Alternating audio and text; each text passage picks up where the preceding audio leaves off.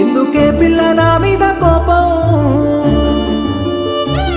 గుండె కోసి చూడు నీ రూపం ఎందుకు